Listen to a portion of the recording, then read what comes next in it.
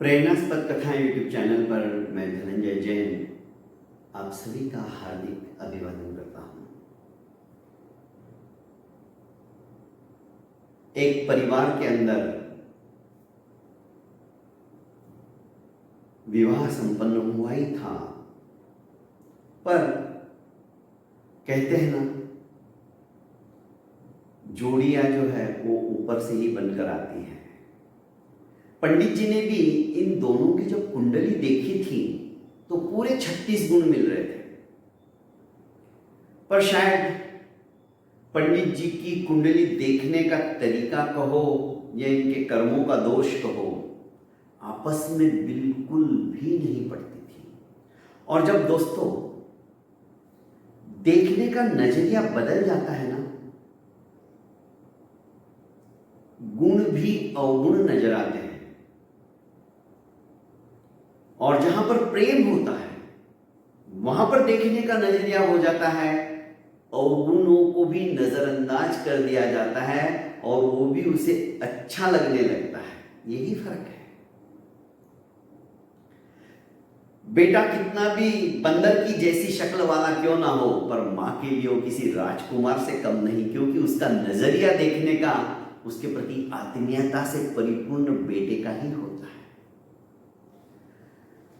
इधर पति पत्नी का एक सेकंड भी नहीं जमता था। जैसे तैसे 3 साल तो निकाल लिए थे, पर जो जो उसके अवगुण घरवाले भी नहीं जानते थे, पत्नी उसका भी बखान करती थी कि तुम्हारा बेटा ऐसा भी है, पता नहीं कौन से कर्म मेरे ऐसे थे जो मेरे को यहां पर आना पड़ा, बस कल तलाक हो जाएगा, ऐसी परिस्थितियां उत्पन्न हो जाती थी। आज हो जाएगा तलाक, कल हो जाएगा तलाक। अब इनके साथ जीवन निभाना दुभर हो गया है।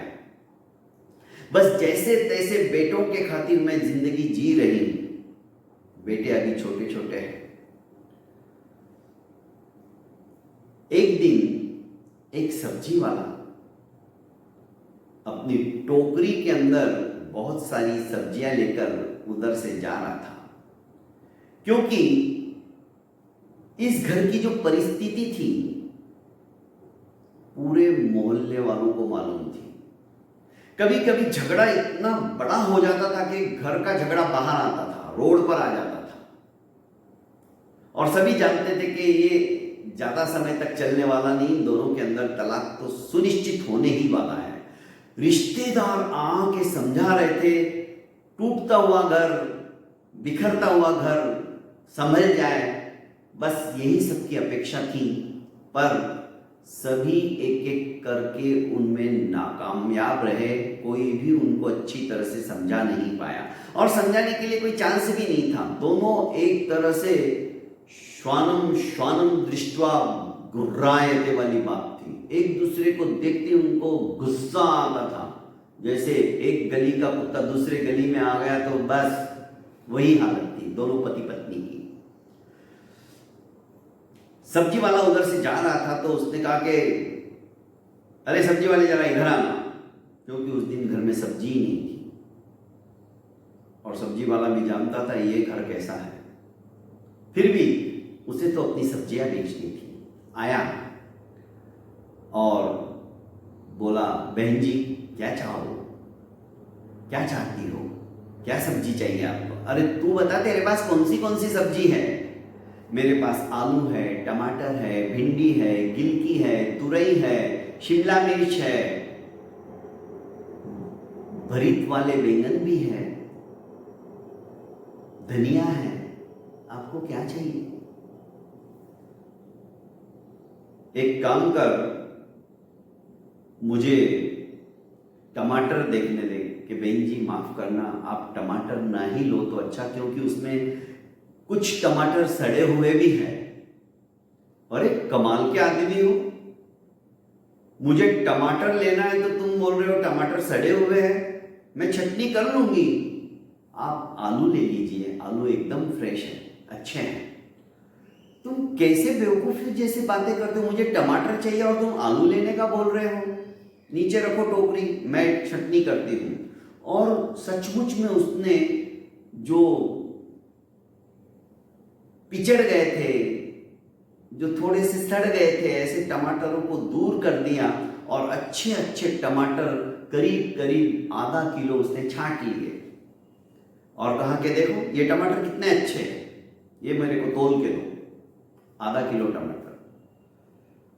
भिंडी बताओ, बेंजी भिंडी में भी वही प्रॉब्लम है, आप आलू ही ले लो ना। अरे तुम आलू के पीछे पड़े हो, मेरे को भिंडी चाहिए, टमाटर चाहिए। बताओ तुम क्या मेरे को बेवकूफ समझते हो क्या? मैं अच्छी तरह से गंदगी में से भी हटाकर अच्छी चीज लेना जानती हूं। मैंने टमाटर निकाले ना तुम में से। हाँ बहन जी।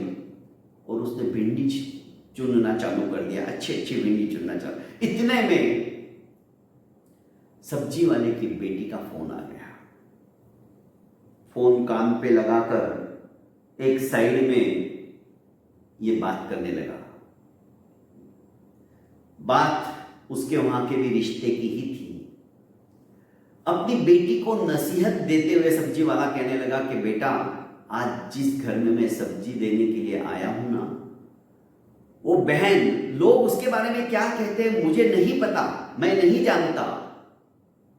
लोग कैसी कैसी बातें करते हैं उस परिवार के बारे में। मैं सब्जियां बेचता हूं तो मुझे सुनाते, पर मैं उनकी तरफ ध्यान नहीं देता हूं, मैं तो अपने काम से मतलब रखता हूं। पर एक सीखने जैसी बात तुम्हें आज मैं सुना रहा हूं। वो महिला मेरे उन खराब सब्जियों में से भी अच्छी सब्जियां छांट छांट कर निकालने में एक नंबर की होशियार है। उसने आधा ही किलो टमाटर इतने बढ़िया निकाल लिए, जबकि मैं सारे के सारे आगे जाकर गटर में फेंकने वाला था। उसमें से भी उसने छांट कर आधे किलो टमाटर निकाल लिए और भिंडी भी पाव भरों निकाल रही है। बेटा, रिश्तों को बनाए रखने के लिए भी यही चीज हमें सीखनी है। अच्छाइयों को ग्रहण करना है। तुम्हारे ससुराल में कौन बुरा है, कौन क्या कह रहा है, उसको नजरअंदाज करो और उनमें अच्छाई क्या है, ये चीज तुम यदि सीख गई ना, तुम्हारा घर संसार कभी भी टूटेगा नहीं। अपनी बेटी को नसीहत जब ये दे रहा था फोन पे, इसके कान खड़े हो गए थे और इसके दिमाग के इंडिकेटर शुरू हो गए, जलने लग गए। उसने सोचा कि आज तक मैं अपने पति के अंदर सिर्फ और सिर्फ बुराई ही देखती आया हूं, आज के बाद देखती हूं उनमें अच्छाइयां भी तो है ना। बस इसने अपने देखने का दृष्टिकोण बदल लिया, सोचने के विचारों की प्रवाह की दिशा बदल डाली और धीरे धीरे जो काम कोई नहीं कर सका, वो सब्जी वाले ने अपनी बेटी से बात करते करते नसीहत भरी उसको शिक्षा प्रदान कर दी और उसकी जिंदगी के अंदर एक नया सा बदलाव आ गया।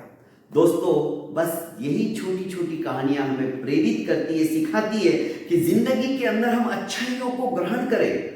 जहां भी अच्छाई दिखे बस उसे अपना ले, बुराइयों को हम छोड़ दे।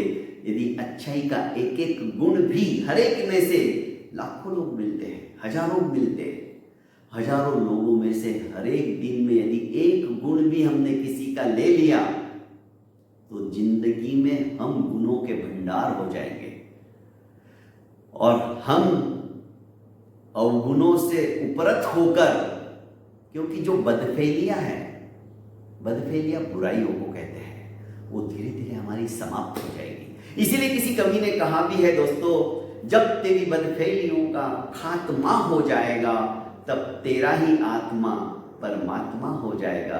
जब तेरी बदफेलियों का खात्मा हो जाएगा।